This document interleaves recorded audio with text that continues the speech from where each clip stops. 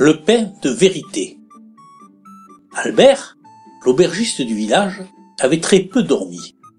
Il avait pratiquement mis les derniers clients de son bar à la porte vers 2 heures du matin. Il faut dire que Lucien Oscar Ludovic enterrait sa vie de garçon avec quelques copains et quelques parasites profiteurs avinés qui s'étaient joints au groupe pour la circonstance. Le lendemain, au petit jour, il fut réveillé par des coups frappés sur la porte des cuisines. C'étaient les commis de cuisine et les extras qui venaient pour travailler, car c'était un jour important. L'établissement accueillerait ce soir 48 convives pour un repas de noces. Vers 7h30 du matin, il eut comme un mauvais pressentiment, et en regardant dehors, il vit qu'une 8aine de personnes faisaient les 100 pas devant la devanture de la boulangerie du village. Enfin, certains traversèrent la rue pour venir prendre un café. « C'est bizarre, dit l'un d'eux. Edmond n'a toujours pas ouvert. »« Je me demande s'il ne serait pas malade. »« Remarque que dans l'état où il était cette nuit, cela ne m'étonnerait pas, » dit Albert. Enfin, un client vint à fournir des explications. Il était tellement saoul qu'il s'est endormi, n'a pas pété et n'a pas allumé le four. Je pense que l'on n'aura pas de pain aujourd'hui.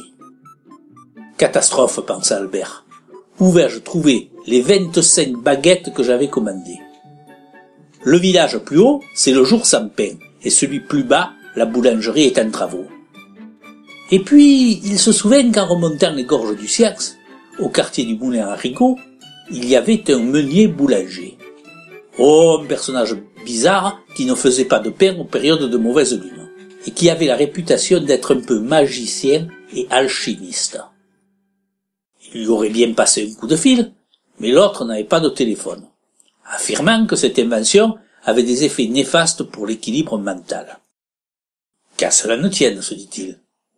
Au pire, je monterai jusqu'à Beuil, mais avec ma camionnette Juva 4, c'est un coup de plus de 2 heures de route et un jour où j'ai pas une minute. Bref, il chargea ses hautes panières à l'arrière du véhicule et prit la route de Rigaud. Arrivé, il se précipita. L'établissement était ouvert, et il y trouva Ange le meunier boulanger. « Ange, mon cher Ange, je viens te prier de me fournir mon pain de ce jour. »« Bonjour Albert, c'est rare de te voir par ici. C'est que, la fournée normale, il n'en reste rien, sinon les pains qu'ont retenu mes clients. Mais il me reste des baguettes spéciales. Le pain de vérité, celui des amours, celui des poètes, celui des gentils. » C'est quoi la différence entre normal et spécial? Ben, les spéciaux agissent sur l'esprit des gens. C'est en fonction du temps de levage et des graines de plantes que je mets dans le levain. Mais c'est du pain comme les autres. Ça ne changera pas ni le goût, ni la croûte, ni la mie abondante, et qui reste bien blanche, je présume. Exactement. Tiens, prends-toi un quignon et goûte. C'est ce que fit Albert. Il en conclut que le pain était excellent, et que sans doute la différence entre normal et spécial n'existait que dans la tête de ce vieux fou d'Ange. Et il t'en reste combien? Le tout? 23 baguettes, de différentes sortes. Je te prends tout, mais n'en profite pas pour m'assassiner sur le prix. Je te fais un prix de gros, 40 centimes la baguette. C'est bon, top là. Et Albert chargea ses panières et reprit la route. Arrivé à l'auberge, il interpella son chef de rang. « Maurice, c'est tout ce que j'ai trouvé en pain. Il faudra rationner et faire en sorte qu'il ne se bourre pas de pain en attendant les plats. » À 19h30, les convives de la noce prirent l'apéro et passèrent à table. Tout se déroula très bien jusqu'au moment de servir le fromage. Car, lors des noces, il existe des traditions. En effet, il est de coutume que le garçon d'honneur, qui souvent a servi de témoin, comme la jeune fille d'honneur, dise quelques mots de compliment à l'époux et à l'épouse. Ce fut Jérôme, témoin du marié, qui prit la parole. « Et chers amis, je vais vous demander un peu de silence et vous parler de mon ami. Enfin, mon ami, c'est vite dit, car on parle de monsieur Lucien Oscar Ludovic. LOL pour les intimes. Quand il était petit, c'était une vraie tagne. En classe, il se mettait à côté de vous. C'était pour copier. Si l'on faisait une bêtise, c'était le premier à aller cafeter à l'instituteur ou l'institutrice. Ainsi, le chouchou croulait sous les bons points. Il avait une méthode particulière pour vous inciter à faire ses devoirs. Il vous permettait de voir la zézette de sa petite sœur. Plus tard, vous pouviez l'embrasser en mettant la langue ou peloter sa poitrine. Le plus beau coup qu'il a fait fut quand même de fracturer le tronc de l'église dédiée à saint François d'Assise et de mettre l'argent dans un chiffon et d'aller le planquer sous la selle du vélo de Gérard. Tout ça parce que Gérard refusait de lui prêter son vélo. Mais au passage, il avait donné le présumé coupable au maire. C'était un auxiliaire précieux, le LOL. Il faisait l'inspecteur des travaux finis. Et quand il jugeait qu'un employé municipal avait mal fait son travail, il le dénonçait au maire.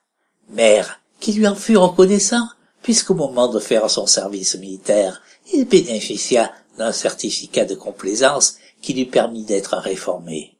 En conclusion, une sacrée crapule. L'auditoire était stupéfait, mais hésitait entre du lard ou du cochon. Ce fut Ludivine, témoin de la mariée, qui porta l'estocade. « Ma chère Rosemonde, quel bonheur et quel soulagement de te voir légitimement casée. Un certain nombre de femmes du canton n'auront plus à surveiller leur homme. Je pense que la rondeur de ton ventre a dû aider à convaincre ta belle famille. Un bon placement, un garage, les murs de plusieurs commerces, des maisons et des terres.